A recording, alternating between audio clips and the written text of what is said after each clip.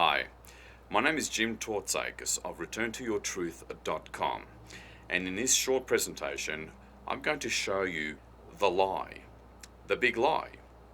And here it is here, the L.I.E Map.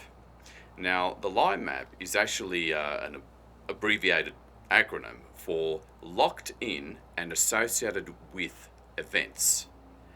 And you're about to see the specifics of what stands in the way between where you are now and where you want to be in terms of goals, milestones, what you want to manifest, freedom, abundance, relationships, attracting that love, etc. To get to where you want to go, a lot of your focus, if not most of it, actually has to be inwards.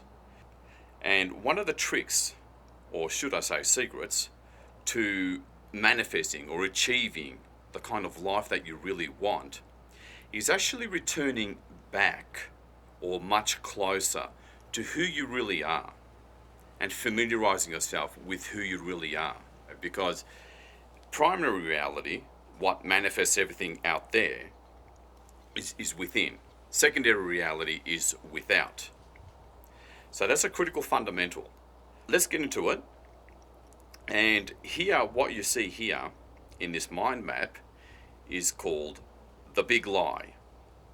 And this is pretty much sums up reasonably well of what's really in the way, or what's causing whatever unhappiness, pain, or discomfort that you've experiencing.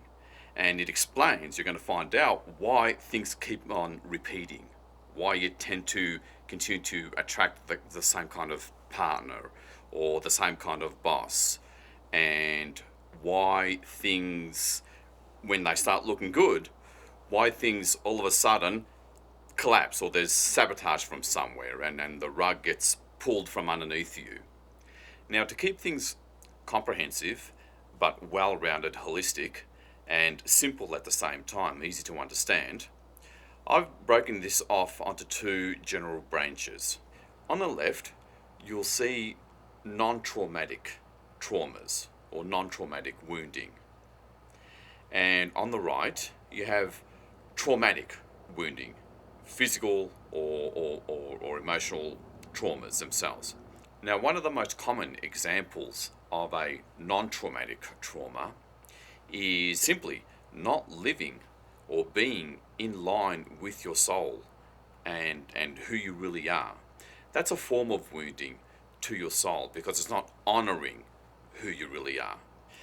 So let's just think of an example, a medieval farmer back in 1307 or whatever the case may be.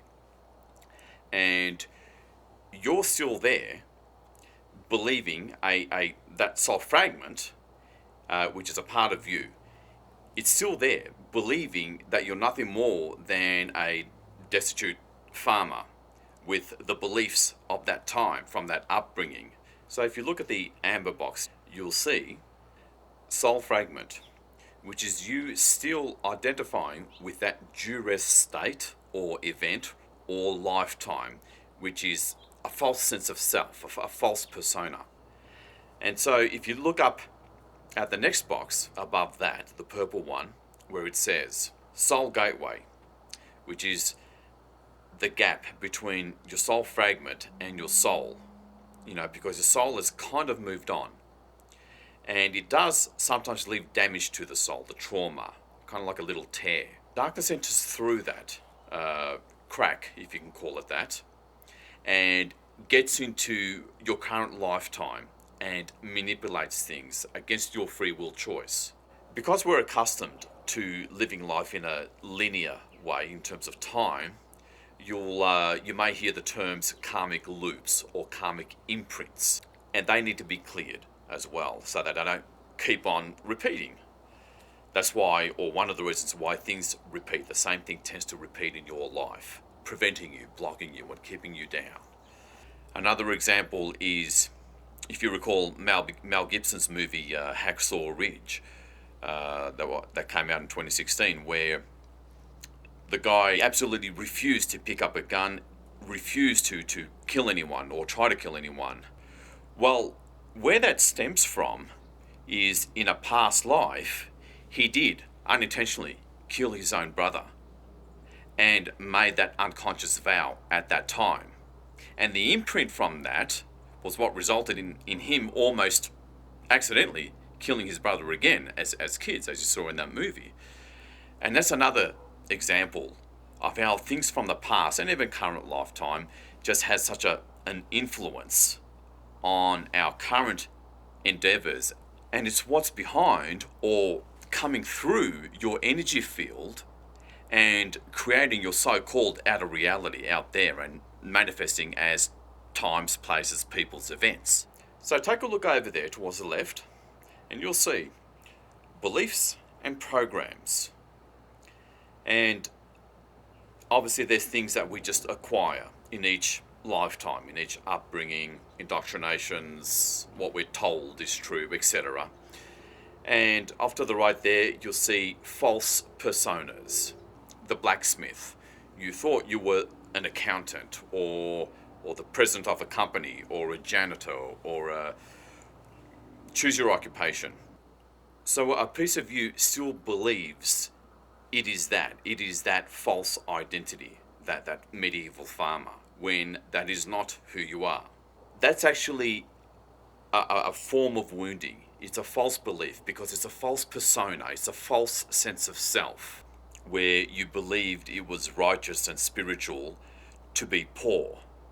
Well, one can only imagine how that's going to affect you manifesting abundance in your current life with whatever endeavors you're involved in, or just living a comfortable life. That's going to be, the darkness is going to be coming through that and using that against you. Believing God or God as something outside of you rather than within you. That's a major dishonoring of who and what you are, and that's also will work against you. Further to the right, you'll see archetypal blocks, such as things like the victim, the rescuer, the martyr, and all these sorts of things. The father, for example, if you were a father in a past life or current life, you'll have the archetype of the rescuer, the protector. And that's one example. If you were in an abusive relationship in past or current lifetime, you may have the archetypal block of the victim. And so by having this archetypal block, you tend to keep on attracting the same kind of abusive relationships because you're dealing with a past life karmic imprint or loop. Because one important thing to realize is that all these events and traumas and woundings, traumatic and non-traumatic, they're still occurring in real time because time is actually simultaneous. It's not linear. And so you have that affecting you in this lifetime as well. Not all past life and present life woundings necessarily have relevance to your current life or period of life or particular milestone you want to get to. But generally it often happens, especially now during this ascension cycle where a lot of our unresolved internal stuff is really being pushed up to the surface to release, although many times it hits a block. So these are often results and ramifications or permutations of such non-traumatic traumas and woundings. So further up at the top there, you'll see agreements, vows, contracts, hexes, curses, spells. And there's also other permutations of very similar things such as hooks and bindings and attachments. A really good example of all of this is a friend of mine when I was doing sessions just for friends. And she informed me that she came back from the doctors and she had a tumor or a cyst in her liver. The liver is connected to the solar plexus chakra. And so her solar plexus chakra was being suppressed or interfered with in some way. Her grandkids, because she was living with her grandkids and her daughter-in-law and son, and her grandkids would constantly walk into her room, to a desk and invade her space, and consume or monopolize a lot of her attention. And this really hindered her being able to just do things, to focus and get things done. And that affected action, and it influenced or suppressed to a significant degree choice and exercising that choice, which is what solar plexus is all about. So furthermore, she had invested in a financial instrument some time ago, and she's been waiting and waiting and waiting for that to manifest. Now, that waiting, which is the opposite of acting and doing things in the now, that was further suppressing her solar plexus chakra, which at the physical level comes through to the physical organs that are connected and related to the solar plexus chakra. In her case, her liver. I saw in the past life with the teams that I work with that she was the mother of those two grandkids. I think it was about 500 years ago. And as a mother, she made, quite naturally, because this served this purpose at the time, she made this agreement to always be there for her children, as a mother ought to be, always providing and giving a lot of her time and attention to them. And so in this lifetime, that agreement doesn't serve her. She's leading a relatively separate life to her grandkids. And of course, it was coming through into this lifetime. So we shut it all down. The teams retrieved this soul fragment back up to her soul, closed the soul gateway, cleared all the darkness around it, because that darkness was feeding off that duressed state. So like I said, we shut all that down, we cleared that agreement. I got her to verbally nullify and revoke that agreement, just to make sure, and cleared any cords and attachments from her grandchildren back then. And the interesting thing was, after this session, this is like a week or so after, she came back from another diagnosis at the doctors, and it turned out to be a completely benign cyst. And also, because her daughter-in-law and son haven't moved out yet at the time, her grandkids would still walk into a room and interrupting and monopolizing her time and attention to a degree. But she told me literally it didn't bother her anymore. That emotional charge was gone. And she was still able to get on with her life. And this wasn't weighing down on her anymore. So that's an example of an agreement of that served in a particular different context of another past life. But in our current life, these things no longer serve us, so they need to be cleared. So let's take a look at an example of a vow from this kind of trauma in this category. Now, this is interesting because it applies to me. Throughout my 20s, I would always find myself moving back home with my parents. No matter what I did to move back out, I never moved out. I was never out of home and stayed moved out for more than, say, 2 years at the most. That was the longest stretch I ever had. I would always end up back, and this would repeat, and I could never stay out of home in my own place. So this finally surfaced when I was applying for a job, and I was doing a kind of like a test to get this job, and I failed dismally. And this would happen often whenever I try to move out. So I did a session on this, and after I cleared all the darkness around it, I saw a kid, a young 13-year-old kid, screaming at the top of his lungs in a wheat field. And I realized that was my father, when he found out that his father had been murdered during a war at the time. We retrieved that soul fragment back up to my father's soul. And here's the thing, because his father, in a traumatic way, disappeared out of his life, it meant that divine masculine protective and provider role was gone. that structural stability that's provided for a family, that had disappeared at a time where there was no welfare or anything like that.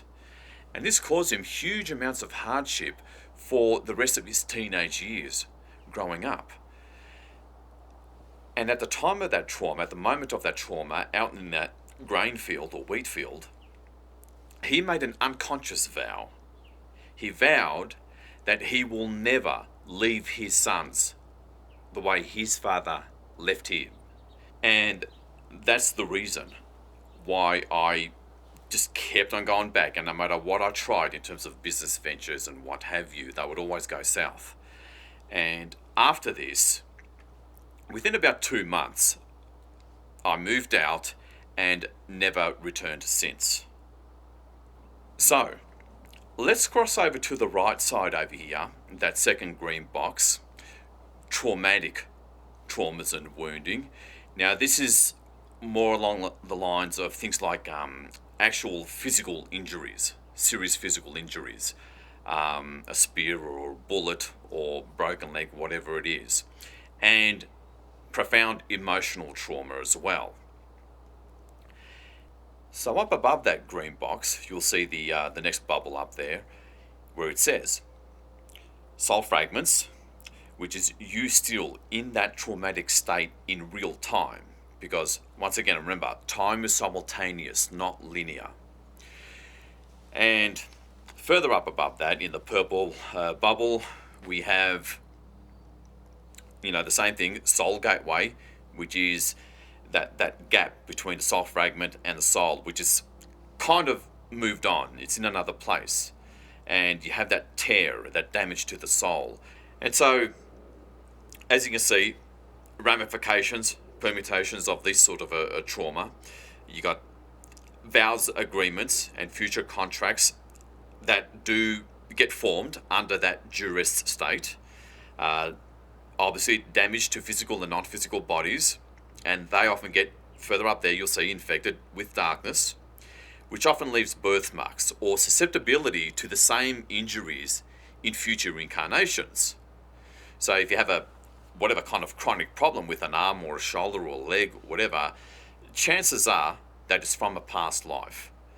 Now, a really good example of this is friends of ours called us up.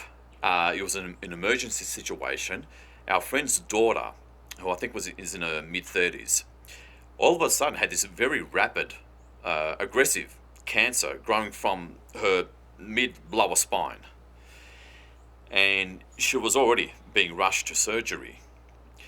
Now, after all the darkness around that was cleared, we looked in and I saw his daughter lying flat on her stomach in medieval China with a Manchurian soldier driving a spear into her back. And don't be put off by the graphic nature of this, because this is a really important point to get. And so I saw her there, lying there with that horrible injury, and her father, which just, lo and behold, happens to be the same father in this lifetime, just grieving over her.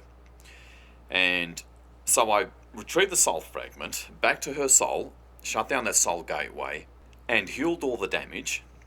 And I also had to retrieve the soul fragment of her father, because he had an emotional breakdown at the hospital, pretty much, from what we were told. And all that was completed, I think, during the surgery. Sure enough, by clearing all of this, it's kind of like letting go of a dense baggage, because this is very dense energies here. By transmuting everything, she was able to ascend to a higher timeline, where, for example, the surgery went well and she was able to recover and move on. And sure enough, that's what happens. The surgery did go relatively well, because it was a very difficult surgery. And, even with the help of meds, she was able to regain herself, recover, and done. Haven't heard anything bad about it since then. So, if you look below the blue box over there, you'll see those 3 red boxes. And off to the left, you'll see implants, which give off very dense, heavy frequencies and a lot of noise.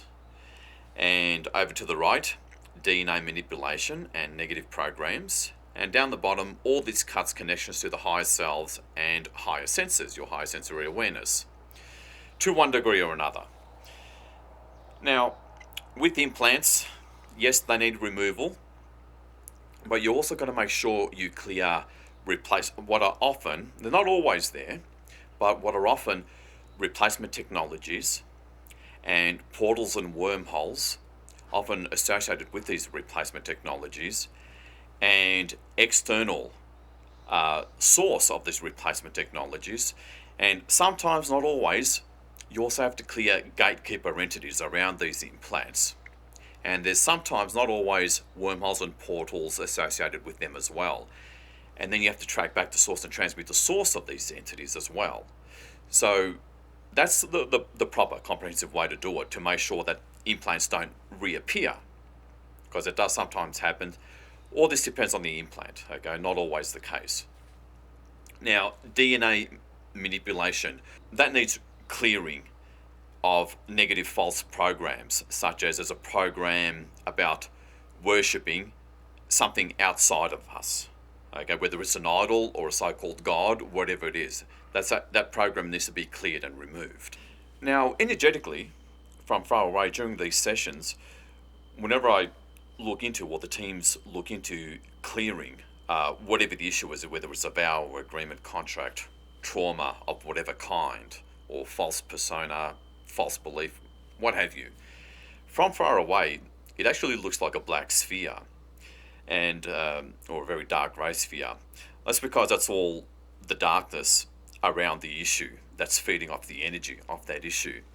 And it's usually a round sphere because darkness, in its non-physical form, it's kind of immune to gravity, from a physical plane perspective. So quite often they look like black spheres, and these black spheres, they sort of form together with similar or like issues or ensuing downstream effects of this particular issue, and they create something called a conglomerate of darkness, of issue, that sort of oversees the whole thing and runs the whole thing, much like a government to a significant degree oversees and runs a whole country. Okay, kind of like that. And that often takes very robust, extremely high macro level light beings to handle that kind of darkness in a very robust, comprehensive way, which is how it needs to be done, basically. And clearing and healing things one issue at a time, in other words, one layer at a time, that's the normal, conventional or traditional way of healing and clearing. And here at Return to Your Truth, because I work with macro level light beings that are way above the whole multiverse, okay, that changes things. And we also work from the space of omnipresence, which changes things again. So we can clear many layers, vast layers, and issues and obstacles and interferences and traumas in the one session, so that you don't spend, like many people have, half a lifetime or a whole lifetime clearing and getting to that critical mass amount of internal healing and clearing to be able to easily achieve your goals, manifest your ideal life, abundance, freedom, love, wonderful relationships, travel, whatever it is. So more of the true you, the abundant, powerful, free, joyful, true you is shining through, creating your outer reality that gets reflected back at you, and less of the distortions, to take control of your life. So my name's Jim Twartzakis. It was an honor giving you this presentation, and you'll be able to utilize these recordings where I'll be in the same time space with you to clear whatever it is that you need cleared, to increase the amount of light, your natural light, without the distortions. We do harness the immense power of your I am presence, and all your high dimensional higher selves as well. So they participate as well.